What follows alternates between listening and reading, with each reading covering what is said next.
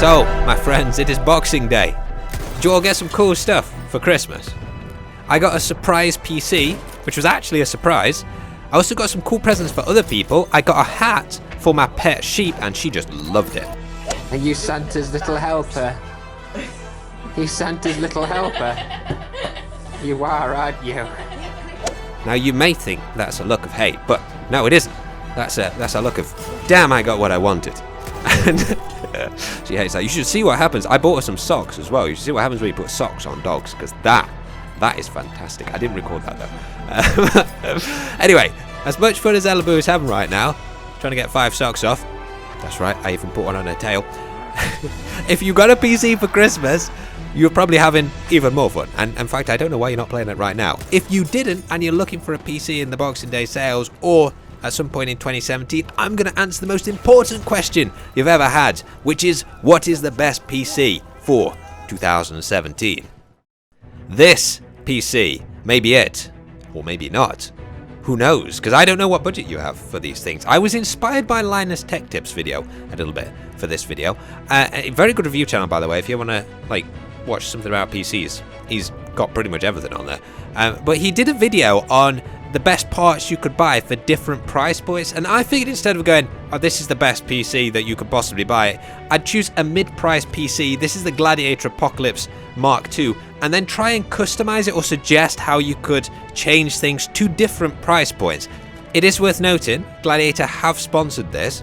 I rang them up when I saw it was good value, asked them for a review copy. They sent it through to me. I've got to send it back, but I didn't have to pay for anything for this. Also, I'm doing a pre-built rather than self-built because you can't actually buy this for the price of the pre-built currently. And I feel like self-building is a bit of a barrier to entry, as fun as it is, because it's kind of like a big daunting task if you're not familiar with PCs. The case is an Aerocool Aero 800. That's a lot of air. I don't know if you could see from the picture here, but look at the quality of the side metal on that case. The front is plastic because I think they need to have it to be plastic to remove the drive bays and stuff. And look how neat the inside of this is. I really like when they cover on these PCs like the hard disk and the power supply with this. It just looks so nice, and you know there's going to be good airflow through this thing. If you're interested in my monitor, by the way, this is a 27-inch Asus. I forget the name, but I'll put it in the description. 144 Hz. Always go for 144 Hz. It is fantastic for playing FPS games on.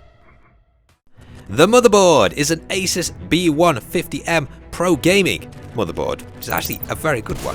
The processor, though, a little bit questionable. It's a 6600. You should always spend the £25 extra to get the 6600K, which is overclockable. And also, if you haven't got the budget for a 6600, the 6500 is quite a nice sweet spot as well. It also came with this cooler. There's a lot of aluminium right there. I could build a spaceship out of this thing. Well, yeah, looks really nice. It's a great upgrade if you don't want any fan noise. The graphics card, probably the most interesting part of the build. It's the Asus GTX 1060 Dual, the 6GB version. Look at this close-up, by the way. I had a new camera. I thought that was kind of cool. You probably can't see very much. But anyway, I did a lot of the benchmarks with it. This, of course, is some footage from Time Spy in the background. In Firestrike, just normal Firestrike, it got a score of 9,745. In Time Spy, which is this, it got 3,854. And in Heaven, that's 1080p Ultra Extreme Tessellation and 8 times anti-aliasing, it got 1,533. And I love this Time Strike demo, by the way. Why isn't this a real game? A couple of cool things I wanted to show you about the peripherals, because this was just magical. Not that beautiful camera slide there, but this is the actual lighting on this keyboard. That's called Visor, and this one is called Rain. So if I ever run out of Christmas tree decorations, I don't need to worry anymore. How good value, though, is this PC? Well, this is the Gladiator Apocalypse website. Looks a lot better than the old one did. And it costs £869.80 for the default build of this with the 6600 in it. It doesn't have that Big Be Quiet cooler, but it does have Windows 10 included with this and a 4-year warranty, which is pretty damn good. So I checked these prices on Christmas Day, so they're up to date as you can possibly get. To self-build this, it costs £907.88. Significantly more than buying it pre-built, and even if you use a system builder version of Windows, it would still cost you £880.89. I would say though, always check these prices and have a look around yourself, because I might have missed something, or things might have suddenly changed one day to the next I don't know, but just make sure to do that. I also do realize a lot of you probably don't have the budget for a mid-price PC. I'm going to sort that out in just a second. Before I do, if you do have the budget, and in fact, if you do have more than the budget for this PC, then the upgrade you should definitely go for, other than the processor, is to switch the graphics card out from a 1060 to a 1070, because in terms of value to performance, the 1070 is probably the best in Nvidia's current range, so you should definitely go for that. Now, this part is a little bit difficult for me to do because I don't want to bore you, because I know some of you are just watching this for entertainment, not really interested in the PC. So I figured the best way to do this was tell you the best quality parts for like a low price PC that you can get new. Generally for that, you want to be aiming between $500 and $550, and probably the equivalent in pounds, because parts are quite expensive in the UK. But if you go in below $500, and I have tried one of these PCs in a video I made a while back called Console Price PC, but you're probably better off getting a console, to be honest, or buying a second-hand PC and taking the risk associated with that, because you're going to be at a disadvantage in multiplayer games. It's just not going to be smooth, I didn't find, below that kind of price point. But this is the list of parts that is probably your like minimum buy level for 2017. Processor, 6100 i3, they go up to 3.7 GHz, so they're pretty damn good. A H110M motherboard, 8GB of RAM and a 1TB hard disk drive. Doesn't really matter which one of those you get. The graphics card, you've got a choice between an RX 470, which I've heard are very good, but I've never tried them, and also a 1050 Ti. There's a very good case out at the moment called a Fractal Design Core Mini ATX, and you want to go for like about a 450 to 500 watt power supply, and that should get you not a disadvantage, very good frame rates on low to medium settings in pretty much all modern games. There is a PC similar to those specs on Gladiator's website, 4525, but I haven't reviewed that. I haven't compared the prices or anything. I literally just saw it the other day when I was looking through. So I'll link it, but you'll need to compare the prices yourself because it's not really part of this review. Going to show you how this PC performs now in different games. So you've got a good benchmark of how like this price point kind of performs. I recorded everything using this AVerMedia because I don't always go on with Shadowblade, but you can only record like 5 minutes, but the accurate frame rate you get on the PC is in the top left. The Witcher 3, with everything maxed out. I would say with the 1060 you want to reduce settings very slightly because you do go under 30 frames per second sometimes, but damn, if you get a PC, get this game because it's so good. Recognize this medallion? You know what it means. Back off. You alright? They say witches steal young'uns. That true? What the Emperor promised you freaks? Your own land? Like he did the elves once? Get out, all of you. We ain't going nowhere. And neither are you. They won't back down now. I can see that.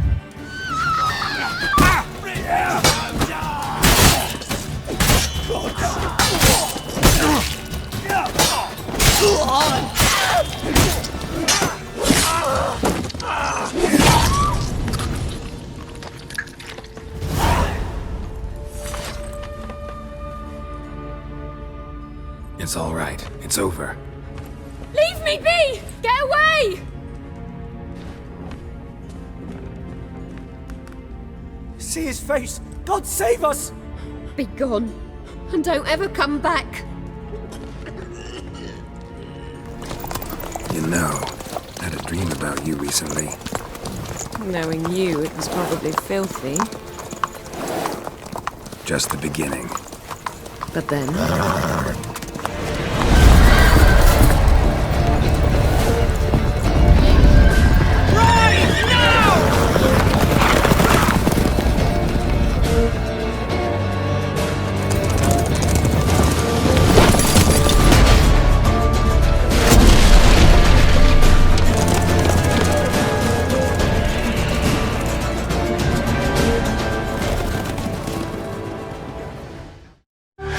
Subnautica! I've included this as like the indie option. Really good dev team on this, by the way. They're the same guys who built Natural Selection 2, but runs beautifully on this PC. This is in 1080p with all graphics maxed out.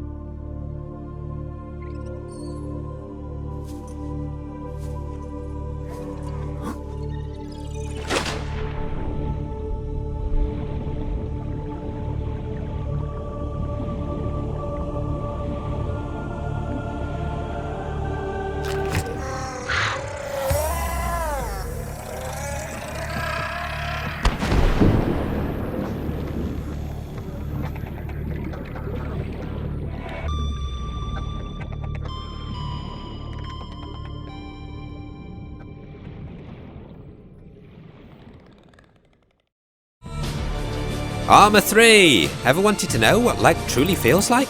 Well, this game's got you covered. And this is probably a really good example of the frame rate on this PC, by the way. This is the Sea Fortress that we partially built for the last video off an existing model. And it's pretty much at the memory limit for objects here. So if you're getting...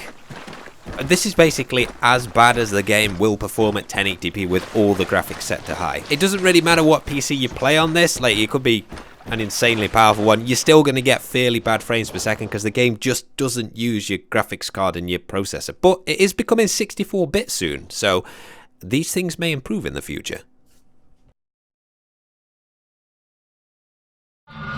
Dishonored 2, another really good game, by the way. So if you get a PC, get this and Witcher, because it's... But I've got everything maxed out here. I did hear, because I didn't play this on release, but I heard it had really bad frames per second, but it would appear that... I don't know if they fixed that maybe in a patch, but it seems to run really nice. I mean, look at this cityscape. Dunwall always has a way of turning sour, just as soon as you get comfortable.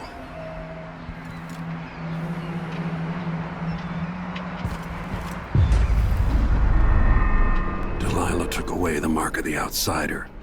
No more sorcery. I can't believe Ramsay's a traitor. Is Lady Emily all There's right? a coup underway. Emily is... she's imprisoned, for lack of a better word. You've got to get out of the tower. Maybe through Emily's safe room. There was a captain earlier today, down at the docks, looking for you. Get away and help Emily. I'm sorry, Captain Mayhew. Goodbye.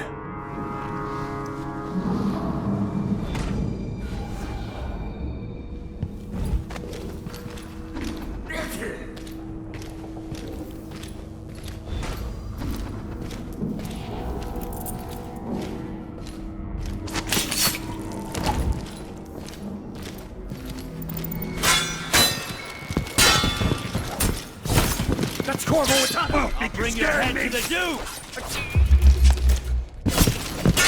No! Damn it! Going anywhere. I'll be the new royal finally. Reading always shows. Star Citizen. I'm just putting this game in because I think it's cool. This isn't representative of the frame rate you're obviously going to get because this game is in very early access and they're not really optimized it yet. By the way, that guy was floating outside. What a fudge. This is the Star Marine mode that they've just released. It's like an FPS module, but when the game is finished, you'll be able to fly from space all the way down to a planet's surface and land on there. And not in like the freaking No Man's Sky kind of way where you end up meeting a T-Rex raptor chicken when you land, but in like a beautifully... just look at the graphics in this. And they've just switched over from CryEngine to Amazon's Lumberyard engine, so they've now got, like, the might of Amazon, who's going to space properly, apparently, behind them to build this game. So things could get very good very soon, I think. Some of you will have noticed there is no sound in space, but part of the lore of this game is that you've got a little speaker in your spacesuit that plays these sounds. You weren't ready for that, were you? Crisis! I just thought I'd try it out because this was always the test of how good your PC was. And I can remember not being able to play this on like 720p at 30 frames per second, but it runs beautifully on this 1060. I got no man, no reserve. Keep it together, kid. You're over water. The suit should absorb the impact. Nomad, what's your status? I'm okay, but my HUD's scrambled. What the hell was that? I don't know, but you missed the LZ. Make your way to the beach. On my way. Did anyone hit the LZ? You guys are all over the place. Check in. Psycho here. Down and on the move. Justice down. We see the LZ. Aztec, I have negative visual feed from your unit. Report. Aztec, report. Damn it. Prophet, I made it to the beach. You hit the water pretty hard. Some of your suit functions are offline. Let me run a quick diagnostic. Your video feed is breaking up. I'm gonna try to recalibrate. Alright, your suit checks out. You're back online. Still no word from Aztec. Nomad, rendezvous with Jester and head to Aztec's location. Finally, Battlefield 1. And for some reason, the frames indicator didn't record in this clip.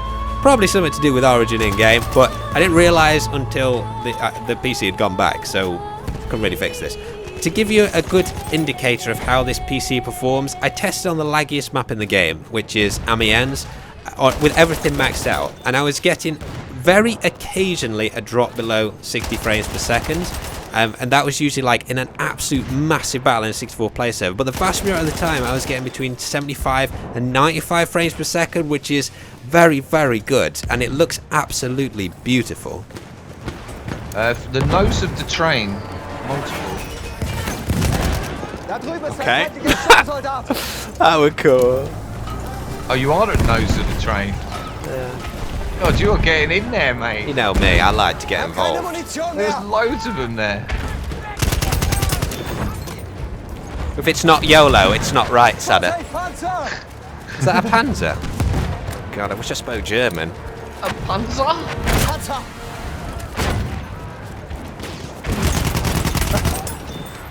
Oh, I'm out of ammo again. Problems. Oh, I'm out of ammo! Oh, yeah, I'm so far away. So that was it. Thanks for watching the video. It really is a very good PC, this one, and I'm hoping this video at the very least has given you a good idea of what to get at different price points. Make sure to check out the link in the description because there's a lot of really useful information in there if you're looking to get a PC this year. But on that note, guys, hope you had a great Christmas, have a good new year, and I shall see you in the next chapter.